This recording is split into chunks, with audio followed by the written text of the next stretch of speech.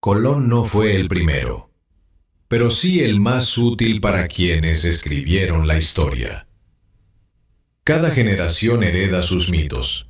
Uno de los más grandes, y quizá el más útil para quienes escribieron la historia, es el del navegante genovés que cambió el mundo en 1492. Cristóbal Colón, el descubridor de América. O al menos eso es lo que estuvo escrito en nuestros libros de la escuela. Hay algo que nunca encajó del todo en la narrativa del descubrimiento de nuestro continente. Mapas previos, cronistas ignorados y restos arqueológicos que contradicen la versión oficial. ¿Es posible que Colón llegara a un continente ya descubierto y aún así se llevara todo el crédito? Este video no trata sobre nuestra historia. Es una invitación a mirar con lupa el relato que nos vendieron desde que éramos niños. Lograras descubrir el poder, convierte una anécdota en una verdad absoluta. Y quizás al final te preguntes cuántas otras verdades fueron solo historias bien contadas. Y seguro que esa simple pregunta incluso te quite el sueño. Ahora imaginemos un escenario ficticio en el que pudieras retroceder en el tiempo. Llegas a América en 1491, un año antes de Colón. Caminas por las calles de Tenochtitlán. Hay mercados flotantes, leyes escritas en piedra, astronomía avanzada, escuelas públicas. Luego viajas al norte y encuentras Cahokia con sus pirámides de tierra y estructuras urbanas que rivalizan con cualquier ciudad medieval europea. Al sur, en plena selva amazónica, descubres una red de caminos, cultivos y comercio que se extiende por miles de kilómetros. Y entonces llega a tu mente la pregunta: ¿esto era realmente América antes de Colón? ¿Cómo se descubre algo que nunca estuvo perdido? En 1492, Cristóbal Colón no descubrió América. Lo que hizo fue algo mucho más funcional para su época. Ofreció una excusa, una justificación perfecta para lo que vendría después. Porque si ese territorio no había sido descubierto, entonces todo lo que se hiciera, saqueos, guerras, esclavitud, apropiación de tierras, podía presentarse como pionerismo. La palabra descubrimiento no es una descripción, es un encubrimiento. Es la marca que convirtió el saqueo en misión y la brutalidad en una aventura digna de héroes. Y sí, desde el inicio sabían perfectamente el papel que jugaban. La llegada de Colón no fue un encuentro de civilizaciones, fue una interrupción violenta. En su primer día en el Caribe secuestró a varios nativos como muestra. En su primer año estableció sistemas de trabajo forzado, y en su tercer viaje fue arrestado y encadenado por brutalidad incluso por los estándares de su época. Pero esa parte se diluyó. Lo que nos contaron fue otra cosa. Se nos dibujó como el inicio de un intercambio cultural. Como si todo hubiese sido una especie de campamento, percambio o una visita amable. La historia no la escribe el primero que llega, sino el primero que gana. Y en el caso de nuestra conquista, la victoria no fue moral, fue narrativa. Así muchos repitieron que Colón descubrió América, pero en los documentos originales el término que usaron los cronistas no fue descubrimiento, sino hallazgo. Ese matiz fue corregido con los siglos y no por precisión, sino por conveniencia. Hallazgo reconoce que algo ya existía, descubrimiento lo borra por completo. Los pueblos originarios del continente americano no escribían historia en papel, la registraban en cantos, esculturas, rituales. Pero Europa tenía otra ventaja, su historia se escribió con tinta, y los muertos ni cantan, ni hacen rituales ni pueden hacer esculturas. Para exprimirla debido a esa ventaja europea, su historia escrita sobrevivió más que la hablada por nuestros nativos. Colón no ganó porque su relato fuera cierto, sino porque sus documentos sobrevivieron al tiempo. La historia la escribe quien tiene los archivos, no quien crea tener la verdad. Los relatos indígenas existen. Los mapas precolombinos existen. Incluso hay crónicas chinas que mencionan tierras al otro lado del mar mucho antes de 1492. Pero nada de eso se enseña en los colegios. Porque el relato oficial no tolera competencia, necesita un inicio claro, un héroe, un hito. Colón fue útil no por lo que hizo, sino por lo que borró. Es más fácil enseñar un comienzo épico que aceptar que lo que se llama descubrimiento fue, en realidad, una interrupción violenta de miles de años de civilización. Hasta hoy millones de niños en todo el mundo siguen repitiendo «Cristóbal Colón descubrió América». Es una frase tan profundamente grabada que incluso dudar de ella se siente como una traición. Pero ese es el verdadero problema. Cuando una mentira se convierte en identidad, cualquier verdad suena como una amenaza. Dudar, cuestionar, investigar no debería ser un acto de rebeldía, pero lo es. Y tal vez el mayor acto de libertad que nos queda es dejar de repetir lo que nos enseñaron, cuestionar la historia y a quienes la escribieron. Esa es la verdadera libertad. Conocer la verdad. Los borrados del mapa.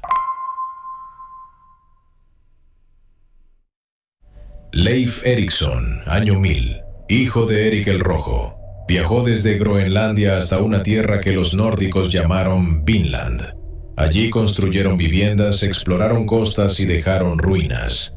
Todo esto está documentado arqueológicamente en Terranova, Canadá. Pero no aparece en los libros de texto. ¿Por qué? Porque Leif Erikson no servía para justificar un imperio católico hispano. Fue tachado como anécdota, algo sutil que quizás se inventaron, apartado de la historia por los poderosos. Colón, en cambio, fue convertido en dogma. Siglo XIV. El imperio de Mali era una de las potencias más ricas del planeta. Según los cronistas árabes, un predecesor del legendario Mansa Musa cruzó el Atlántico con cientos de barcos. Se embarcó en una expedición sin retorno. Algunos se preguntarán, ¿eso fue una locura? ¿Es realmente simple ficción? ¿Acaso llegaron y fueron borrados de la historia oficial por no encajar en la narrativa europea? China. Dinastía Ming. Año 1421. El almirante Chen He dirige una flota masiva, con naves que duplicaban el tamaño de las carabelas de Colón. Se dice que llegó a África y posiblemente a América. En un mapa atribuido a él, descubierto siglos después, aparecen costas americanas trazadas antes de que Colón zarpara. El mapa fue descartado como falso, hasta que varios detalles coincidieron con datos geográficos modernos. ¿Por qué no se enseña eso? ¿Por qué Colón sí y Chen He no? Sencillo. Uno llegó con cañones, el otro con seda. Aquellas civilizaciones que ya estaban. Antes de 1492, América no era una tierra vacía. Los mayas habían desarrollado sistemas astronómicos más precisos que los europeos. Los incas dominaban una red de caminos que rivalizaba con Roma. Los pueblos andinos realizaban trepanaciones craneales exitosas, y los mexicas tenían zoológicos, hospitales y escuelas. Pero todo eso fue reducido a una sola etiqueta: tribus salvajes. Porque aceptar su complejidad implicaba reconocer que el descubrimiento no fue progreso. Fue una interrupción. Cada 12 de octubre se celebra el Día de la Raza, o el Encuentro de dos Mundos. Suena armonioso, pero el primer siglo tras la llegada de Colón fue uno de los más letales en la historia humana. Más del 80% de la población indígena murió. Por armas, enfermedades, esclavitud. Llamarlo descubrimiento no es un error inocente. Es un eufemismo criminal. Y aún muchos nos preguntamos, ¿por qué se sigue celebrando tal masacre? La respuesta es simple. Poder. El poder lo es todo en nuestra sociedad. Civilización. ¿Pero para quién? Los pueblos originarios ya tenían estructuras urbanas, jerarquías sociales, astronomía y sistemas legales. Lo que trajo Europa fue una nueva religión. Europa no descubrió América, la silenció, saqueó y casi extinguió. Para concluir, esto no fue un descubrimiento, fue una excusa, una cortina, una palabra mal puesta con toda la intención. Europa no llegó para conocer, llegó para tomar, para reescribir, para borrar. Mientras en América ya existían imperios, astronomía, universidades, leyes, ellos venían buscando oro, recursos, riquezas, más poder, no conocimiento. Y lo encontraron. Pero para quedárselo, primero tenían que convertir a todo lo que existía en nada. Así fue como una mentira se transformó en historia oficial.